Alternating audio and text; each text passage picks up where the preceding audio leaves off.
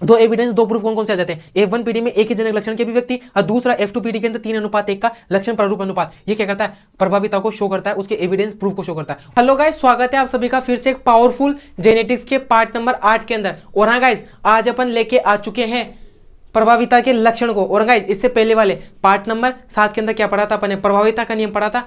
तो देखो गाइस, आज पार्ट नंबर 8 के अंदर क्या लेके आए अपन? प्रभाविता के लक्षण कि आखिर में जो प्रभाविता होता है, डोमिनेंट जो डोमिनेंस होता है, उसके लक्षण क्या क्या होते हैं, कैरेक्टर क्या क्या होते हैं। सो गाइस देखो, आज पार्ट नंबर 8 लेके आए और आई होप आप पूरी जेनेटिक्स की सीरीज को अच्छे से एंजॉय कर रहे होंगे, अच्छे से समझ में आ रहा होगा। और देखो गाइस, कोई भी डाउट आता मुझे तो व्हाट्सअप कर दे रहे हो, पूरे डाउट्स क्लियर हो जाते हैं वहां पे। अब देखो गाइस, पार्ट नंबर 8 के अंदर देखते हैं प्रभाविता के लक्षण, यानी कि आखिर में प्रभाविता के लक्षण होते क्या क्या है। तो देखो गाइस,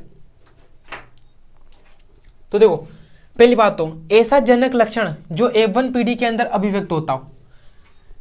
प्रभावी लक्षण कौन सा होता है? जो F1 पीढ़ी के अंदर अभिव्यक्त होता है। और हाँ गाइस, F1 पीढ़ी मैंने आपको कहां बताई थी? Part number 6 mono hybrid cross पढ़ाया था मैंने, पार्ट नंबर 6 देखा है ना आपने अच्छे से? अगर देखा होगा तभी समझ में आ जाएगा, चुटकियों के अंदर समझाने की आवश्यकता नहीं पड़ेगी। देखो गाइस, F1 पीढ़ी के अंदर मैंने क्या निकाला था? कैपिटल टी स्मॉल टी निकाला था। ये जो कैपिटल टी होता है, ये क्या होता है? जो कैपिटल टी होता है, ये वाला ये इस स्मॉल टी के ऊपर क्या होता है? पूरी तरीके से प्रभावी होता है। इस वजह से इसको क्या बोला था अपन ने? लम्मा बोला था। और F1 पीढ़ी के अंदर 100% कैसे आए थे? लंबे पादप आए थे। बट लम्बा कौन सा? शुद्ध लम्बा नहीं, संकृत लम्बा। क्या बोलते हैं इसे? संकृत लंबे के नाम से जानते हैं। तो ऐसा जनक लक्षण, ऐसा लक्षण, कौन सा लक्षण? ऐसा लक्षण जो F1 पीढ़ी के अंदर अभिव्यक्त होता है, वो क्या होता है? प्रभावी लक्षण होता है।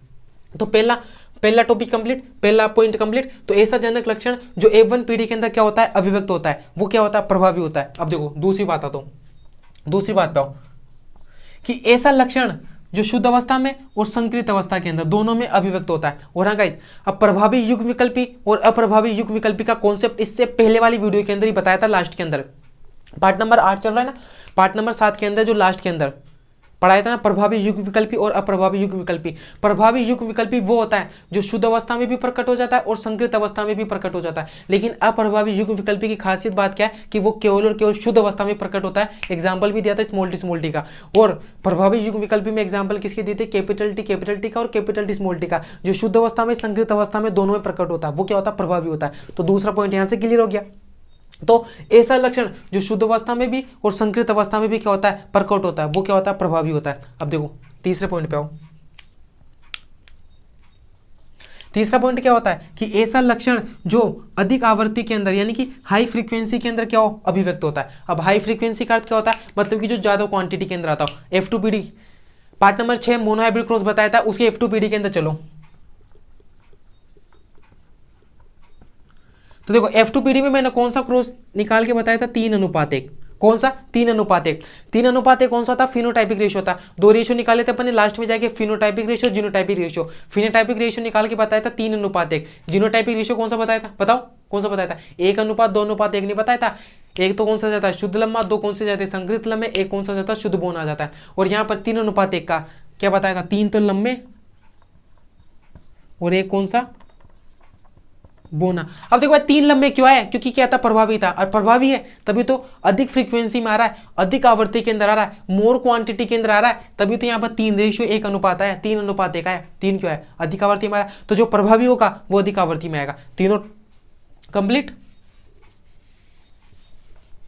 तो पहला पॉइंट तो कौन सा था?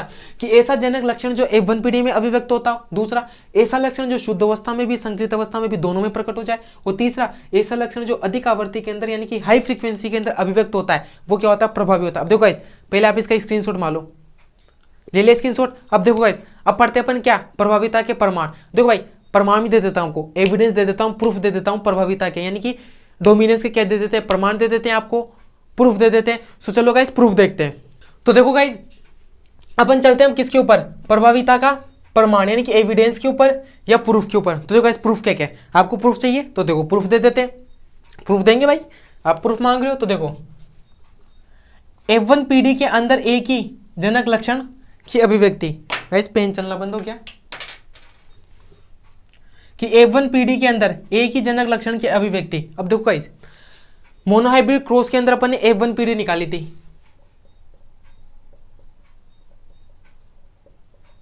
F1 पीढ़ी निकाली थी मैंने मोनो हाइब्रिड क्रॉस के अंदर। तो A1PD के अंदर मैंने क्या निकाला था, कैपिटल टी स्मॉल टी, यही तो आया था।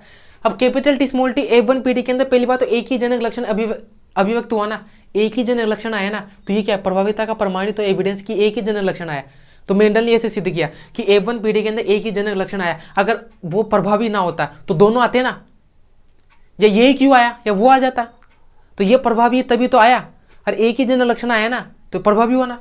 तो A1PD के अंदर एक ही जनक लक्षण की अभिव्यक्ति क्या दे देता है, प्रभाविता का प्रमाण देता है। और दूसरा F2PD के अंदर, अब F2PD के अंदर चलो, F2PD के अंदर अपन ने क्या क्या निकाला था गाइस, देखो मोनोहाइब्रिड क्रॉस कितना इंपॉर्टेंट है।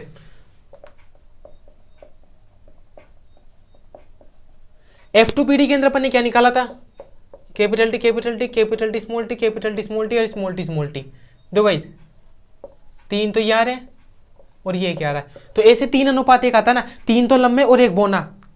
अरे भाई 3 लंबे आ रहे हैं, ये क्या है, प्रभाविता ही तो ये है, डोमिनेंस ही तो ये है। तो F2PD के अंदर 3 अनुपात 1 का जो रेशियो होता है, लक्षण प्रारूप अनुपात, यानी कि क्या बोलते हैं इसे, फिनोटाइपिक।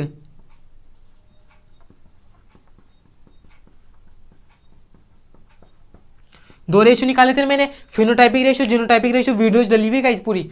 तो लक्षण प्रारूप अनुपात भी क्या करता है, प्रभाविता को क्या करता है, प्रमाणित करता है। तो दो लक्षण, दो एविडेंस, दो प्रूफ कौन कौन से आ जाते हैं, A1PD में एक ही जनक लक्षण की अभिव्यक्ति, और दूसरा F2PD के अंदर 3 अनुपात 1 का लक्षण प्रारूप अनुपात। ये क्या करता है, प्रभाविता को शो करता है, उसके एविडेंस प्रूफ को शो करता है। और हाँ गाइस देखो, पहले आप इसका स्क्रीनशॉट मान लो गाइस, स्क्रीनशॉट भूल जाता हूं मैं गाइस, आप याद दिला दिया करो। तो देखो गाइस आज की वीडियो तो अपन यहीं पर रखते हैं। और गाइस अब नेक्स्ट वीडियो के अंदर अपन क्या पढ़ेंगे, प्रभाविता की एक्सप्लेनेशन को डिटेल से पढ़ेंगे कि एक्सप्लेनेशन कैसे क्या क्या होती है, प्रभाविता की एक्सप्लेनेशन, प्रभावी विकल्पी और प्रभावी विकल्पी वगैरह कैसे कैसे काम करते हैं वो पढ़ेंगे। फिर गाइस इसके बाद में पार्ट नंबर 8 है, तो पार्ट नंबर 9 के अंदर वो आ जाएगा। फिर पार्ट नंबर 10 से गाइस बहुत बहुत इंटरेस्टिंग इनकम्प्लीट डोमिनेंस, कोडोमिनेंस ये स्टार्ट हो जाते हैं, जहां से गाइस क्वेश्चन भर भर के बनते हैं जेनेटिक्स के अंदर। और सबसे इंपॉर्टेंट पोर्शन के अंदर अपन अब मूव करने वाले हैं पार्ट नंबर 10 से। सो गाइस तब तक वीडियोस के अंदर बने रहे और गाइस चैनल को सब्सक्राइब कर ले। सो धन्यवाद भाई, मजा आया।